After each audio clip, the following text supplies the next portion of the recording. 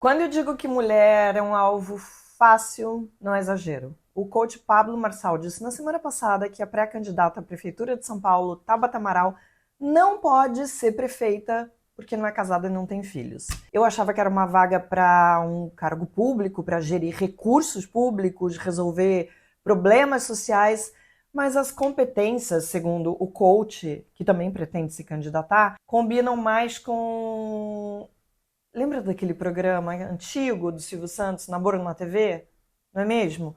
Porque, falando sério, é um discurso tão retrógrado, tão desconectado da realidade que parece que a gente ainda está vivendo numa época em que casar e ter filhos era a única coisa que poderia se esperar de uma mulher. Que todo o resto é perfumaria. Que não há alternativas para a mulher que não se casa ou que não quer ser mãe. Sabe o que é pior? Não é um pensamento isolado, é uma ideia disseminada de que uma mulher sem filhos e sem um casamento tradicional é incompleta, mesmo que ela tenha uma carreira sólida, que tenha conquistado sucesso e dinheiro. Não é o suficiente. Na mesma semana em que o Pablo Marçal falou essa bobagem sobre a Tabata, um jornalista da revista Newsweek nos Estados Unidos publicou um artigo no qual questiona se a cantora Taylor Swift é um bom modelo.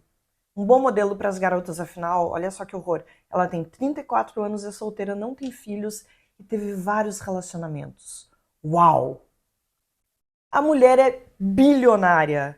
Tudo que ela faz vira dinheiro. Ela tem uma coleção de Grammys e escreve um texto dizendo que ela não é um exemplo a seguir. Bruno, cadê o John Travolta? Vocês já viram algum homem político, músico, jogador de futebol, seja lá o que for, coach, ser questionado por que é solteiro e não tem filhos? Pois é, mas é uma cobrança diária na vida das mulheres que, por sua vez, também se cobram. Bora falar sobre isso? Eu quero falar sobre Taylor, Tabata e também dividir com vocês o que aconteceu quando eu sucumbi a essa expectativa da sociedade. Meu nome é Marilis Pereira Jorge, eu sou colunista e comentarista do Meio. E eu tô aqui também para ajudar você, mulher, a se libertar dessas cobranças e a você, homem, a entender por que uma sociedade mais igualitária é muito melhor para todo mundo, inclusive para os homens.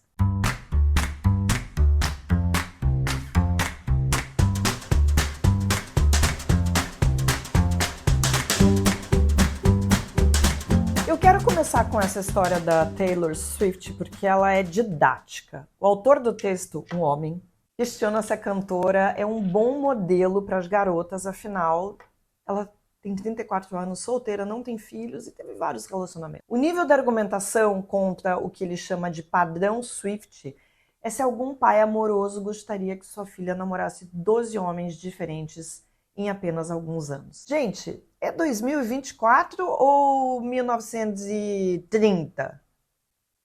Taylor Swift é um ícone pop, é um fenômeno comercial que originou o termo Swiftonomics, falei certo? Que serve para calcular o impacto econômico de tudo que o nome dela gera.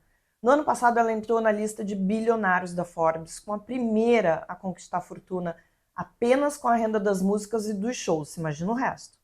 E ainda assim, ela é considerada uma mulher incompleta porque ela não se casou e não pariu. Pior, ela não é um bom exemplo a seguir, segundo o título do texto. O autor ainda questiona o fato de que Taylor faz muitas críticas ao patriarcado, o que não estaria de acordo com as suas escolhas amorosas, porque ela namora homens fortes e influentes. Segundo ele, celebridades que encarnam um poder social e econômico significativo. Ele diz que isso é uma hipocrisia, que ela glamoriza um tipo de promiscuidade romântica onde os parceiros podem ser substituídos tão facilmente quanto papel higiênico. Eu vou resumir o que ele diz aqui. Homens podem fazer isso, mulheres não podem, porque isso é um mau exemplo. Promiscuidade é uma dúzia de namorados, algo absolutamente normal para os padrões atuais e para uma mulher livre.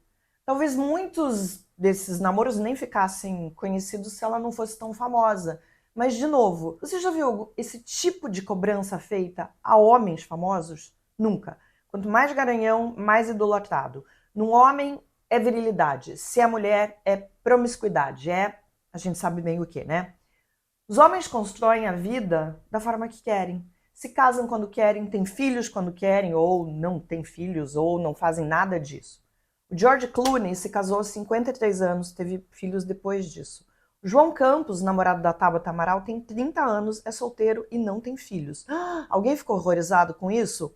Pelo jeito, não. Pois é, João Campos vai disputar o segundo mandato à Prefeitura de Recife. Eu não vi ninguém me perguntando quando é que ele vai casar, ou quando é que ele vai ter filhos, ou questionando se ele é competente ou não, porque afinal de contas, né, não sabe como é um casamento, não sabe gerir as contas domésticas, esse tipo de raciocínio. Essa coisa tão importante para realmente cuidar de uma prefeitura. Eu poderia dar dezenas de exemplos de homens que jamais tiveram a sua competência questionada por causa do seu estado civil ou sua não paternidade. Os homens são livres para ter a vida que querem. As mulheres continuam sendo cobradas a seguir um roteiro. Um roteiro que ainda pode ser objetivo de muitas mulheres. Muitas mulheres ainda querem se casar, ter filhos, a maioria, a grande maioria. Mas esse roteiro deixou de ser a única possibilidade e está longe de determinar se uma mulher é bem-sucedida ou não. Essa pressão, gente, de casamento, de filhos, impõe um cronograma que nos leva a decisões precipitadas, casamentos infelizes, maternidade não planejada e a sensação de que a gente fracassou. Quando, na verdade, a gente só não estava pronta, ou poderia ter feito escolhas diferentes. E foi assim que, aos 35 anos, eu me casei, levada pela crença de que estava mais do que na hora, que já tinha passado da hora pelos padrões. Eu não tinha a menor vontade, não tinha ninguém com quem eu realmente quisesse construir um futuro, mas eu me vi aceitando uma pessoa qualquer que pareceu se encaixar naquele roteiro que eu achei que tinha que seguir. E foi assim também que eu me vi separada e muito decepcionada comigo mesma 2 anos depois por ter seguido esse roteiro que não era para mim. Eu não era cobrada pela minha família ou por amigos, mas parecia que eu não tinha escolha, que eu tinha que fazer o que todo mundo fazia. Óbvio que não deu certo. Essa não cobrança é um privilégio. Eu sou grata aos meus pais, aos meus amigos. Eu recebo muitas mensagens de mulheres que são constantemente cobradas pela família, pelos amigos, pelos colegas de trabalho, pela vida, por elas mesmas. Mulheres que construíram carreiras brilhantes, que não estão a fim de casar por casar. Mulheres que não sabem se querem ou se não querem ser mães, mas vivem com uma faca no pescoço. E isso acontece porque o que ainda vemos é que o valor e a realização de uma mulher estão atrelados à sua capacidade de procriar ou de manter um casamento. É uma tese estapafúrdia, embolorada, ultrapassada, que negligencia a diversidade feminina. As pessoas são diferentes, as mulheres são diferentes, o mundo mudou. As pessoas estão se casando mais tarde ou nem estão se casando. As pessoas estão tendo filhos mais tarde ou estão optando por não ter. Amor e parceria podem ter vários formatos e acontecer em fases da vida que não se enquadram nesse modelo tradicional. A Tabata Amaral pode ser questionada pelo seu desempenho como política, pode ser cobrada por sua atuação como deputada federal, pelo seu plano de governo, o plano que ela tem para a cidade de São Paulo. Mas o Pablo Marçal usa retórica conservadora, machista, misógina de cobrar algo que não faz a menor diferença em quem vai ocupar o cargo de prefeito de São Paulo. Por acaso ele cobrou do Boulos ou do Ricardo Nunes se são bons pais ou se são bons maridos? Claro que não, até porque os homens jamais são questionados por isso. A vida privada e a imagem de homens políticos quase nunca vira assunto. Então vamos lá, em um nível emocional, essa constante indagação sobre quando uma mulher vai se casar ou quando ela vai ter filhos é exaustiva, gente.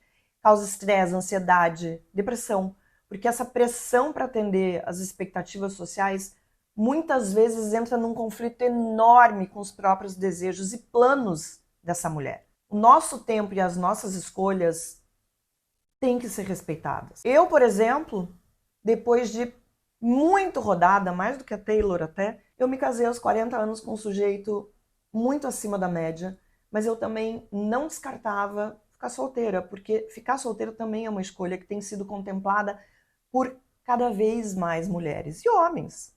Eu me casei, mas veja só, eu resolvi não ter filhos, porque não é algo que eu deseje na minha vida.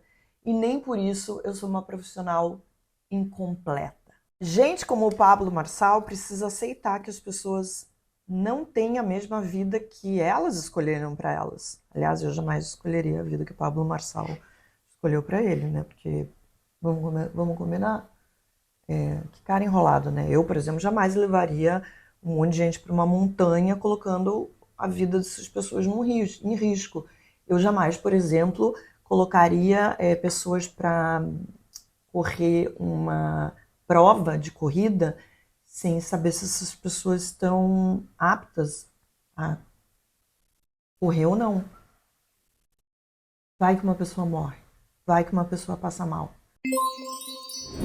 O meio vai crescer demais esse ano e queremos muito que você faça parte desse crescimento. Nós estamos investindo bastante no nosso canal. Em breve teremos novos programas, estúdios em São Paulo e Brasília e um aplicativo de streaming para sua Smart TV com documentários exclusivos. Esse crescimento só foi possível porque muitos acreditaram que nosso projeto de jornalismo digital independente e plural é importante para criar conversas políticas democráticas e saudáveis, coisa que o país precisa demais. Se você gosta dos nossos vídeos, quer ver mais conteúdo produzido pelo meio e receber todas as vantagens da nossa assinatura Premium, temos um convite a fazer.